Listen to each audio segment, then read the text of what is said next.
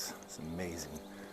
Walking through here is such a reminder to me of experiences of my past.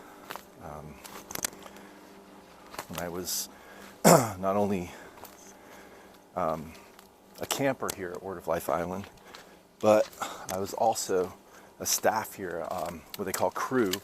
I worked maintenance, and one of the things in maintenance that we would do is we would walk around the island and explore when we had time off, or even when we were supposed to be working.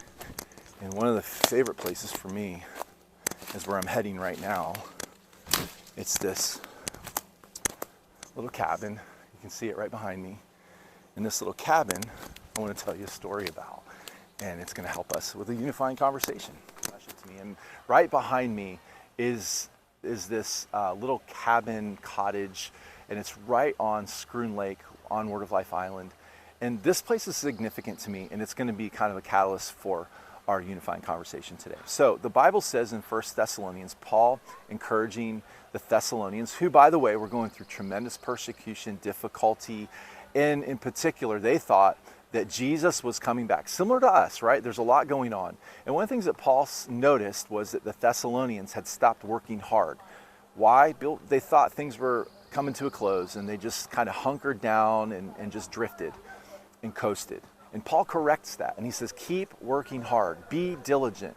And this is one of the markers of a Christian, that we work hard. And this cabin, this little cottage behind me, reminds me of a real important moment in my life growing up. When I worked here on Word of Life Island, this cottage was in, it looks a little bit better now. It's still in rough shape, but 35 years ago, it was in much worse shape. And I was given the task as a maintenance guy to come clean it and paint it. Clean it and paint it. And it was like, I had to whitewash it.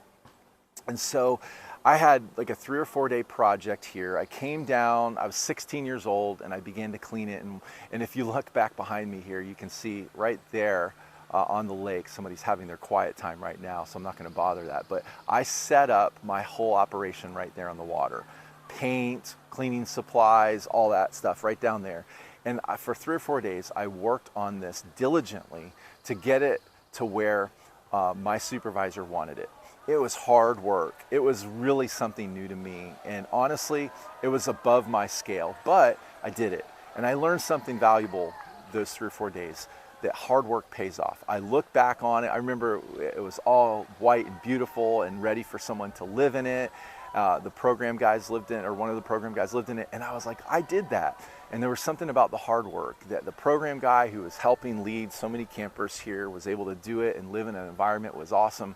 And for me, it really helped me. Now, here's what I want to challenge you to do. And look, I just want you to know I'm so proud of you. You all work so hard. You're so diligent. But I think it's easy for us to coast. It's easy for us to drift. And the unifying conversation I want to have today is this. Are you working hard? I know you are. I've seen the results of it. I want you to take inventory, and here's what I want to do as we talk about this in our staff meeting. I want you to share a hard work experience. Maybe it was a project that you had. Maybe it was something that lasted a week or a full day. It was a hard project. I want you to share that project that required hard work, and I want you to share how that impacted you and how that showed you and reminded you of the important work that we have in the rescue mission here at Riverbank Church.